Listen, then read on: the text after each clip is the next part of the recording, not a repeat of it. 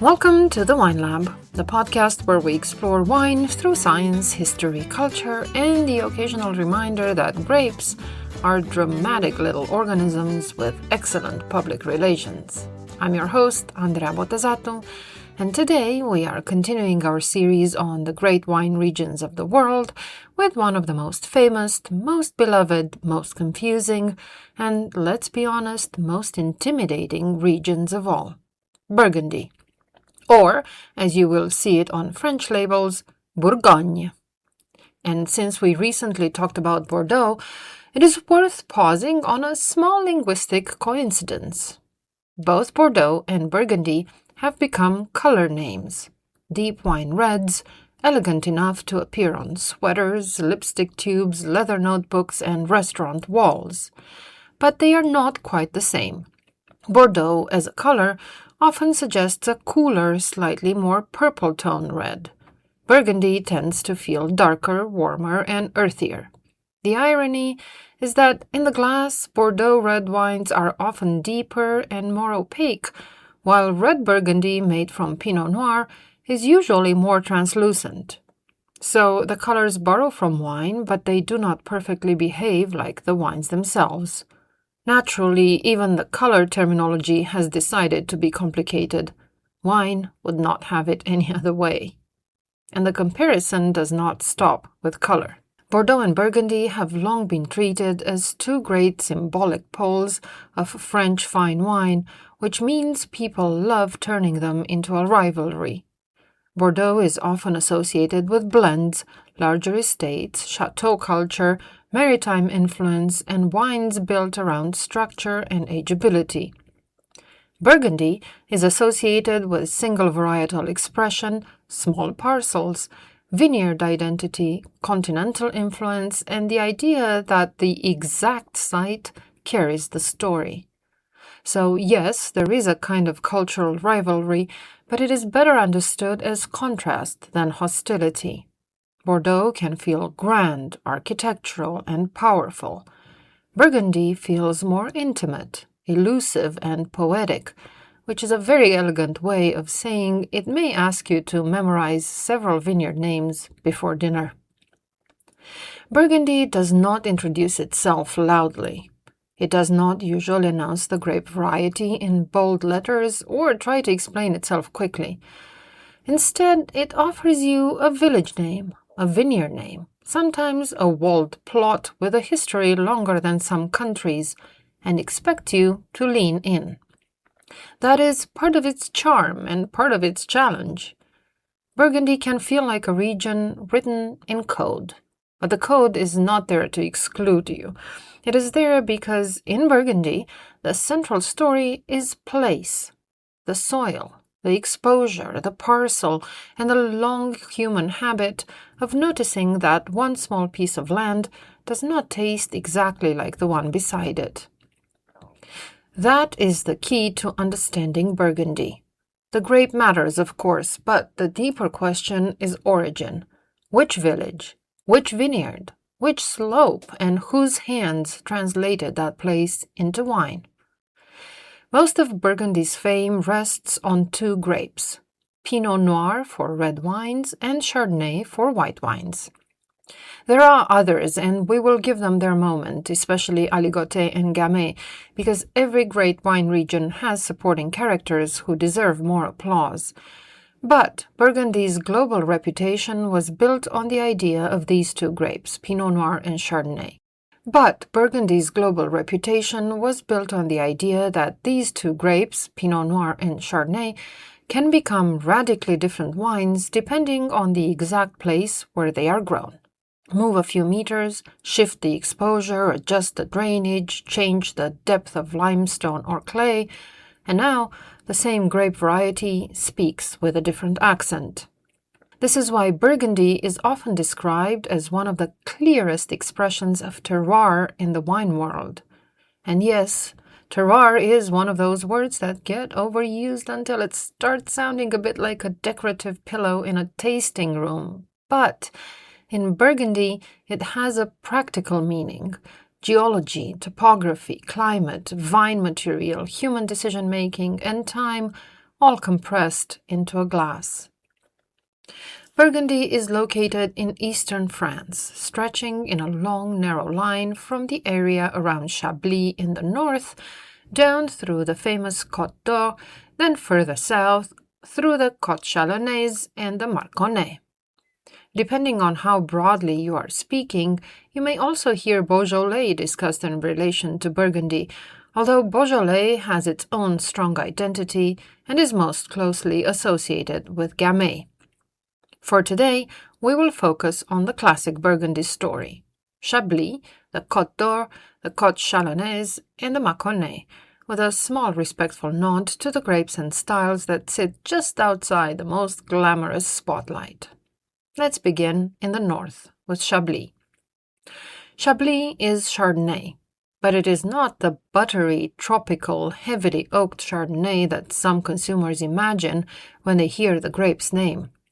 Chablis is often leaner, brighter, more mineral in style, with citrus, green apple, white flowers, and sometimes that famous oyster shell or whetstone character that wine people love describing because apparently we all spent our childhood licking rocks. The region is cool, and that coolness matters. Chardonnay grown in Chablis often preserves vivid acidity. The wines can feel precise and linear, and in many cases oak is used with restraint or avoided, depending on the producer and level. The result is Chardonnay that feels less like a velvet sofa and more like a clean blade of light. Chablis also introduces us to something crucial in Burgundy: hierarchy. At the broadest level, you may see Petit Chablis, then Chablis Premier Cru, then Chablis Grand Cru. As you move up that ladder, you are generally moving toward more specific, historically recognized vineyard sites with stricter expectations and usually greater concentration, complexity, and aging potential. And this hierarchy becomes even more intense as we move south into Burgundy's most famous heartland, the Côte d'Or. The Côte d'Or is divided into two major sections: the Côte de Nuit in the north and the Côte de Beaune in the south. If Burgundy were a theater, the Côte d'Or would be the main stage, and the Côte de Nuit and Côte de Beaune would be the two lead actors with very different personalities.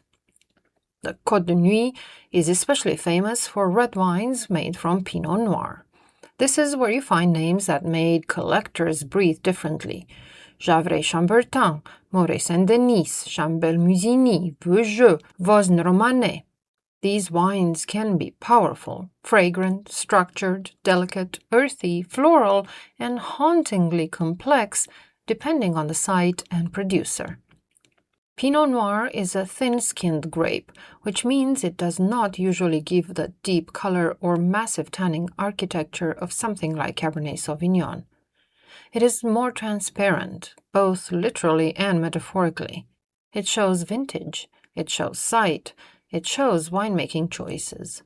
It is also notoriously fussy, because apparently the grape equivalent of a poet in a silk robe cannot be expected to behave like a normal agricultural product.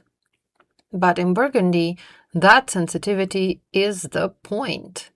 A red Burgundy might offer red cherry, raspberry, cranberry, rose petals, violets, spice, tea leaves, forest floor, mushroom, or gamey notes with age. The best examples do not necessarily overwhelm you with power. They pull you in through detail. They are wines of texture, aroma, length, and tension. Then we move into Côte de Beaune, where the story becomes more mixed. The Côte de Beaune produces beautiful Pinot Noir, especially from villages like Pommard, Volnay, Beaune, and Savigny-les-Beaunes.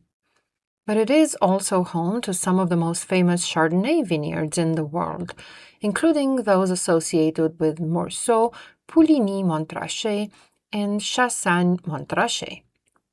If Chablis is Chardonnay with a cool mineral edge, the great whites of the Côte de Beaune can be broader and more layered. Think lemon curd, apple, pear, hazelnut, butter, cream, toast, white flowers, and a mineral spine that keeps the wine from feeling heavy. Oak may play a more visible role here, but in the best wines it is integrated. It supports the wine rather than smothering it. And this is where Burgundy starts to reveal its central paradox. The region is famous for simplicity in grape varieties, but complexity in place. In many regions, if you want to understand a wine, you start by asking, what is the grape? In Burgundy, that question gets you only halfway through the door. Yes, red Burgundy is usually Pinot Noir. White Burgundy is usually Chardonnay. But after that, Burgundy wants you to learn the geography like a family tree. Burgundy's appellation system is usually explained as a pyramid.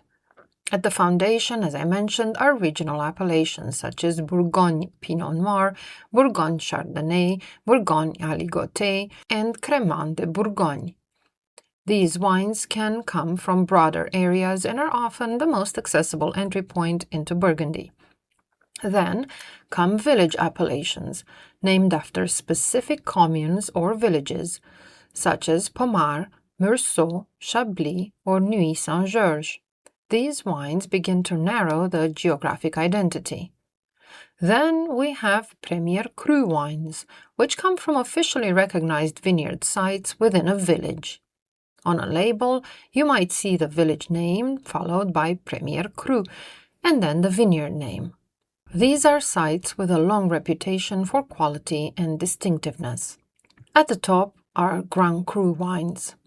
Here, the vineyard name itself becomes the appellation. Names like Chambertin, Montrachet, Romanée-Conti, Claude Veugeux, Corton, and Musigny. These are the most prestigious sites in Burgundy, and they represent a very small portion of production. The more you move upward, the more precisely the wine is tied to a particular piece of land. And that brings us to one of Burgundy's most important words, climat. In everyday English, we hear climate and think weather, but in Burgundy, a climat is a precisely delimited vineyard parcel with its own identity. It may have specific soils, slope, exposure, drainage, historical reputation, and traditional name. The climats of Burgundy are so important that the climat of the Côte de Nuit and Côte de Beaune were recognized as UNESCO World Heritage Sites in 2015. That UNESCO recognition is not about the prettiest vineyard view, although Burgundy can certainly be lovely.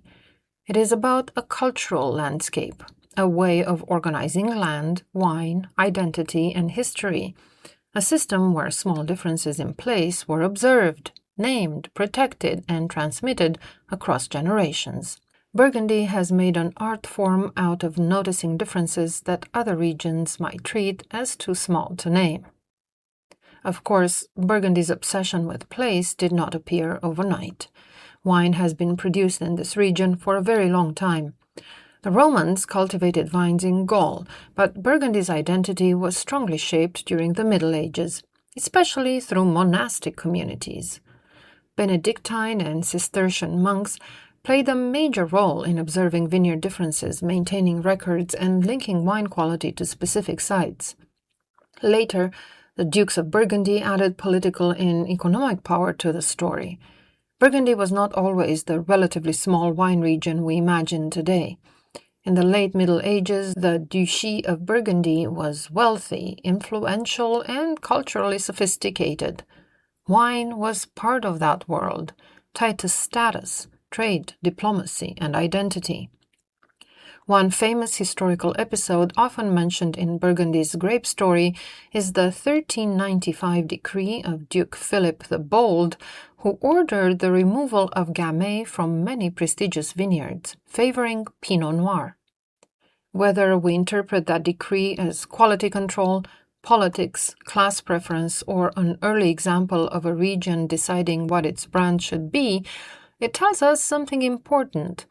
Grape choice in Burgundy has never been merely agricultural. It has been cultural. Still, Gamay did not disappear. It remained important, especially further south in Beaujolais, and it also appears in some Burgundy appellations and blends, such as Coteau Bourguignon and Bourgogne Passe du Grain. And Aligoté, Burgundy's other white grape, has been enjoying renewed respect as producers and drinkers rediscover its freshness, acidity, and capacity to express sight. So, while Pinot Noir and Chardonnay are the stars, Burgundy's supporting cast matters. Bourgogne Aligoté can be crisp, citrusy, floral, saline, and incredibly refreshing. It is often more affordable than famous white Burgundy, and in the hands of serious producers, it can be much more than a simple apéritif wine. Crémant de Bourgogne is Burgundy's traditional method sparkling wine.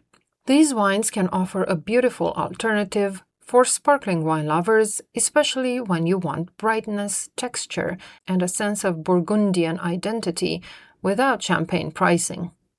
Then there is Côte Chalonnaise, south of the Côte d'Or. This area includes appellations such as Mercury, Givry, Ruilly, Montagny, and Bouzeron.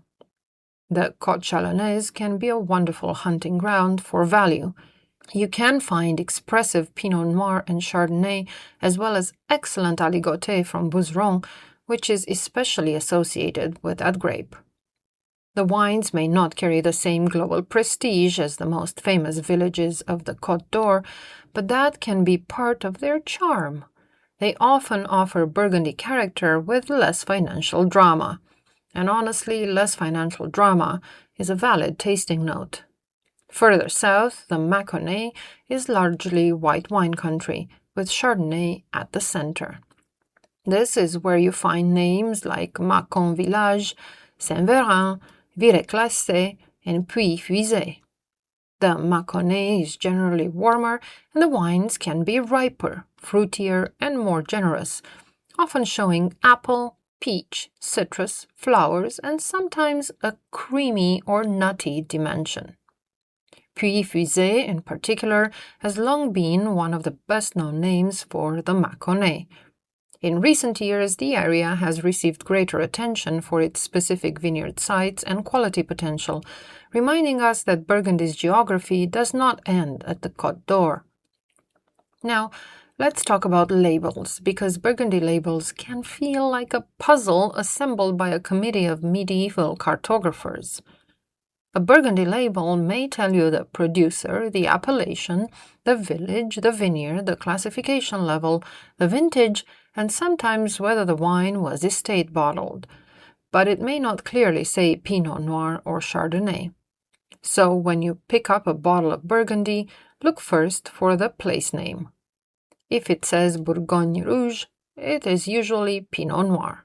If it says Bourgogne Blanc, it is usually Chardonnay. If it says Chablis, it is Chardonnay. If it says Meursault, Pouligny-Montrachet, or Puy-Fuisé, you are also generally looking at Chardonnay. If it says Pommard, Volnay, or Nuits Saint-Georges, you are generally looking at Pinot Noir. The producer also matters enormously. Burgundy is fragmented. Many vineyards are divided among multiple owners, sometimes with very small parcels. Two producers can make wine from the same vineyard and produce wines that taste different because of vine age, farming, harvest timing, sorting, fermentation choices, extraction, and bottling decisions. So, Burgundy teaches us that terroir is powerful, but it is never alone. Human decisions matter. In the cellar, red Burgundy is often made with attention to preserving aroma, elegance, and sight expression. Winemakers may choose whether to destem all the fruit or include some whole clusters. Whole cluster fermentation can add structure, spice, floral lift, and sometimes herbal or stem-derived notes, depending on ripeness and technique. Extraction must be handled carefully because Pinot Noir can become coarse if pushed too hard. For white Burgundy, fermentation and aging choices are central. stainless steel, barrels, new oak percentage, lees contact, batonnage, malolactic fermentation, and oxygen exposure all influence the final style. Chardonnay is incredibly adaptable. It can be sharp and mineral, broad and creamy, restrained or opulent. Burgundy is one of the regions that shows how much range Chardonnay can have without changing the grape. And then there is vintage. Because Burgundy sits in a marginal to semi-marginal climate for much of its history, vintage variation has always mattered. Frost, hail, rain, disease pressure, heat, drought, and harvest conditions can all leave a mark.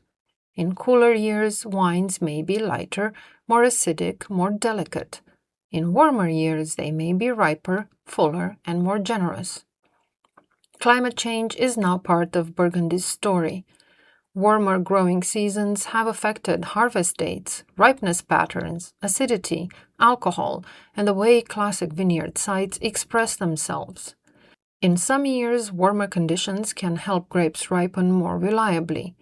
In others, heat, drought, sunburn, spring frost after early bud break, and extreme weather create serious challenges. This raises a fascinating question. If Burgundy is built on the identity of place, what happens when the climate of that place changes? The answer is still being written. Producers are adapting through canopy management, soil practices, harvest decisions, changes in pruning, attention to biodiversity, and more careful water and temperature management. The region's identity is not frozen in time, it is alive, which is both beautiful and inconvenient. Wine regions, much like people, prefer being called timeless until the weather forces them to update their plans. So, what should you taste if you want to understand Burgundy? Start with contrasts. Taste a Chablis next to a white wine from the Mâconnais. Taste a red from the Côte de Nuit next to one from the Côte de Beaune. Compare a regional Bourgogne Pinot Noir with a village-level wine. Try aligoté. Try Cremant de Bourgogne. Try wines from the Côte Chalonnaise if you want Burgundy character without needing a financial recovery plan. And when you taste, pay attention to structure. For white wines, notice acidity, body, oak influence, lees texture, fruit ripeness, and mineral impressions. Does the wine feel sharp and linear, or round and layered? Is the oak aromatic, textural, or barely visible? Does the finish feel citrusy, saline, nutty, creamy, or chalky? For red wines, notice color, aroma, tannin, acidity, and texture. Pinot Noir from Burgundy is often more about perfume and tension than weight. Does the wine smell like fresh red fruit, darker cherry, flowers, spice, earth, mushroom, tea, or forest floor? Are the tannins silky, firm, grainy, or delicate? Does the wine expand in the glass, or does it speak in a more restrained voice? Burgundy rewards patience, but it also rewards curiosity. You do not need to begin with Grand Cru. In fact, please do not let Grand Cru prices convince you that Burgundy is only for collectors. Some of the most educational bottles are regional wines, village wines, aligoté, crémant, and bottles from less famous appellations where producers are doing thoughtful, precise work. This is one of the great lessons of Burgundy. Prestige and pleasure are related, but they are not the same thing. A modest Bourgogne can be delicious. A village wine can be moving. A Premier Cru can be profound. A Grand Cru can be unforgettable. And because wine remains wine, any of them can occasionally disappoint you. Burgundy may be sacred ground to wine lovers, but cork taint and poor storage do not respect theology. What makes Burgundy extraordinary is its insistence on detail. In a world that often prefers big categories, Burgundy gives us named parcels. In a wine market that often leads with grape variety, Burgundy leads with origin. And in a culture that loves quick explanations, Burgundy offers a slower pleasure. A slope, a wall, a village, a season, and a producer's interpretation of all of it. So the next time you see a Burgundy label, do not panic. Start with the clues. Is it red or white? Regional or village level? Chablis or Mâconnais? Côte de Nuit or Côte de Bonne? You do not need to understand everything immediately. Burgundy rewards attention over time, one bottle and one question at a time. And this week, I encourage you to buy, taste, and share a Burgundy or Burgundy-style comparison. Try Chablis next to another Chardonnay. Try Bourgogne Rouge next to Pinot Noir from Oregon, New Zealand, or California. Try a ligoté if you find one. Taste slowly, notice the details, and appreciate how grape, place, season, and human choice meet in your glass. As always, I would love to hear your thoughts, questions, and suggestions for future episodes. You can find my email address on the podcast website page, and I truly enjoy hearing what you are tasting, teaching, studying, or wondering about. Until next time, keep following the clues in the glass, keep questioning the map, and stay curious. Cheers!